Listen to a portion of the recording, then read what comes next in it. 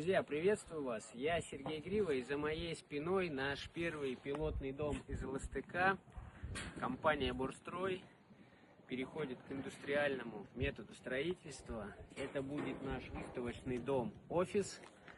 По плану мы, комнаты отдадим под кабинеты, а кухню-гостиную сделаем полностью по дизайн-проекту, чтобы люди могли приезжать и видеть такой комплекс решения. Дом-офис, но в то же время могли представить, как будет выглядеть их пространство. Кроме основного здания, здесь будет еще большой хозблок и парковочная зона слева. И за домом будет у нас, терраса. Поэтому наблюдаем, строим. За 3 дня мы собрали этот каркас. Это интересная технология.